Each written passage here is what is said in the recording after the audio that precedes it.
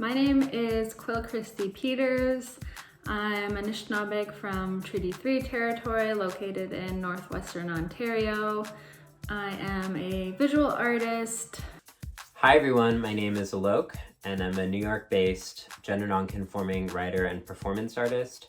A lot of my work grapples with themes of trauma, the human condition, and gender.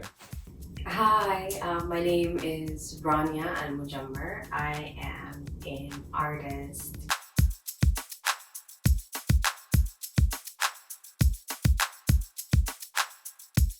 I'm also the Director of Education at the Indigenous Curatorial Collective, and I also work with youth.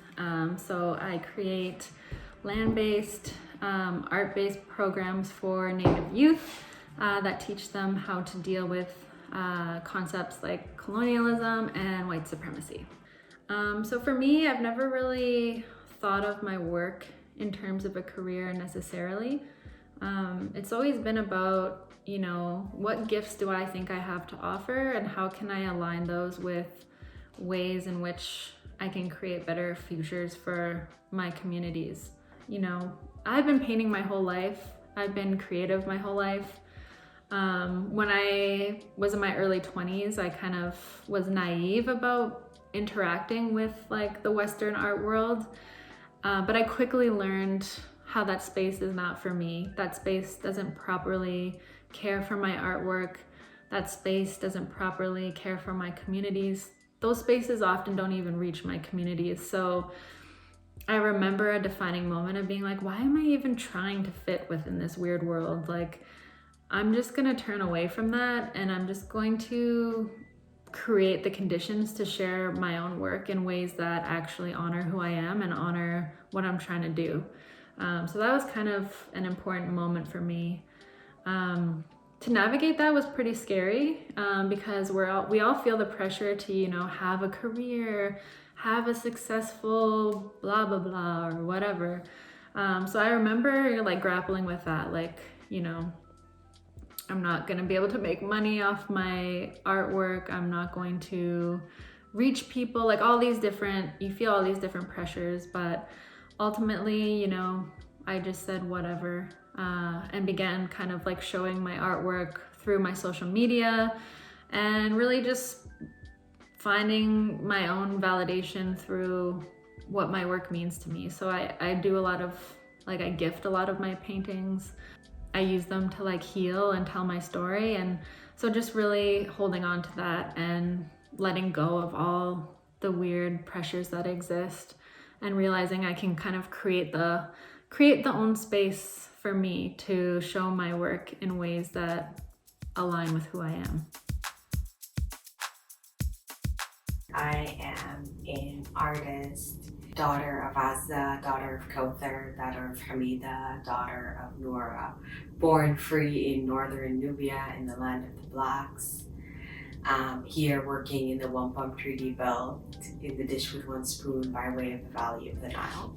I work as a community organizer, as an educator, as a agitator, a disruptor, an abolitionist, a storyteller. As an artist, my practice is really multidisciplinary and liberatory. Both the context and content of my work is to make the invisible visible, to tell stories in a way that doesn't default to voice that is in constant conversation with the dominant culture or that defaults to an inevitability of whiteness. As a performer, my work is really seeking to center an experience that more deeply reflects my own. My practice has been many different things over the past 16 or so years, which is how long I've been a working artist here in Toronto, but also having had the opportunity to travel and to take aspects of my work to many different places in the world as an educator and as a consultant, cultivating a critical, decolonial, anti-racist and anti-oppressive feminist praxis, Black feminist praxis. I work most predominantly with contemporary arts and cultural institutions.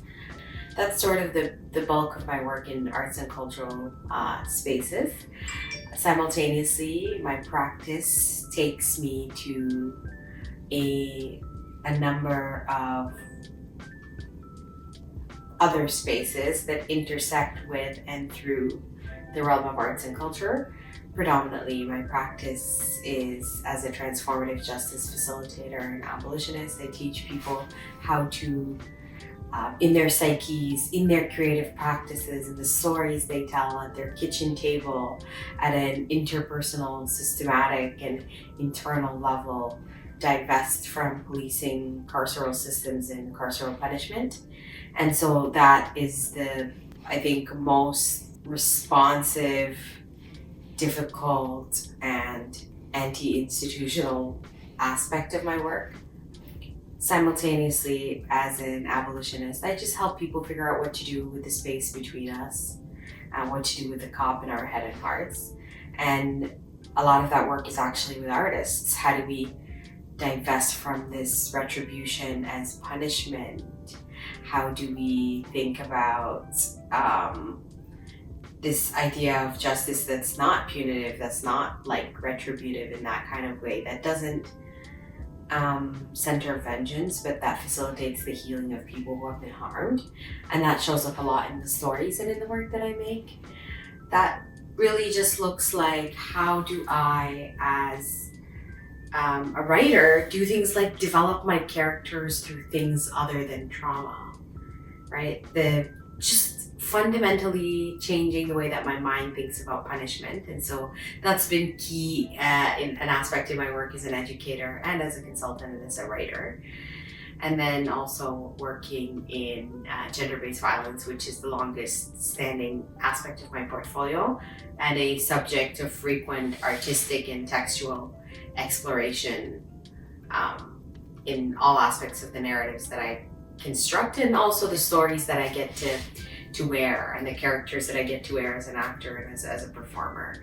So mostly my work is rejecting the positioning of people like me, Black people, and especially people who are women or feminine of center and outside of the gender binary, as the perpetual partial noun, as I call it in my work. Never person, always place or thing. Site of violence or deposit, object of lust, instrument or artifact or memory. Just a dehumanizing formulation of our full lives by cultural systems and institutions. So my work is trying to tell honest stories that are not necessarily pointed at a white center, even if they're telling an other story. So trying to tell that story without feeling like I have to contextualize it or cushion it or make it make sense for an audience who's not me. What if the audience is me? How do I tell the story then? And trying to arrive at some semblance of an authentic voice through that kind of exploration.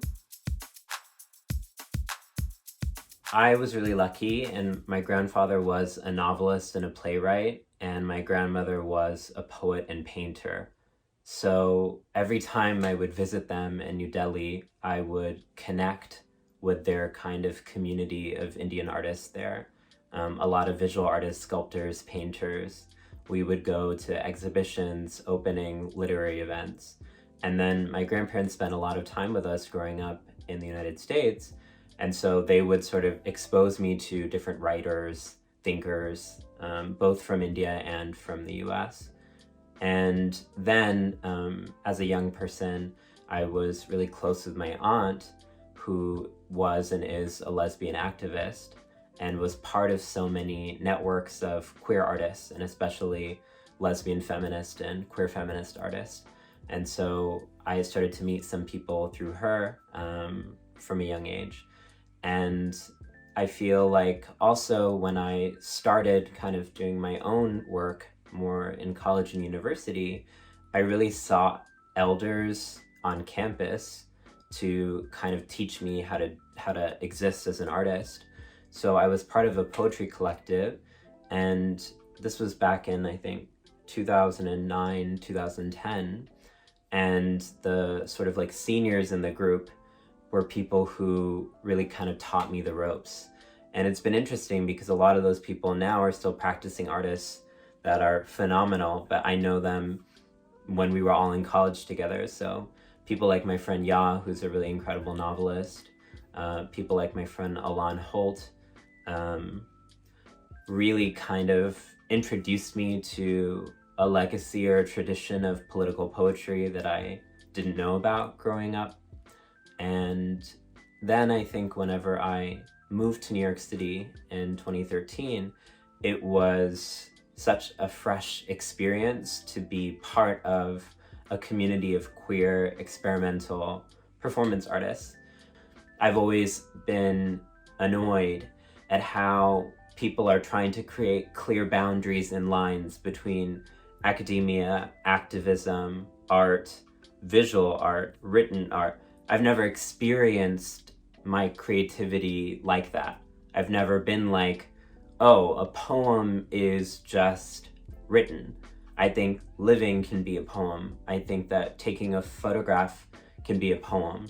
So a lot of what I've realized is that there's a ton of arbitrary borders that are sketched and postured as absolute, but they're actually not. They're tenuous and they're constantly fragile and unstable.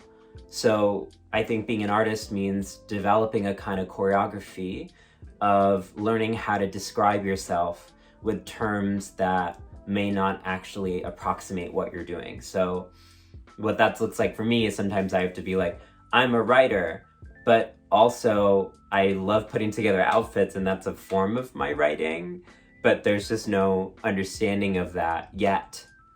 And I really want to say yet because I feel like the art that I love and care most about is art that requires the creation of a new genre or ruptures a genre.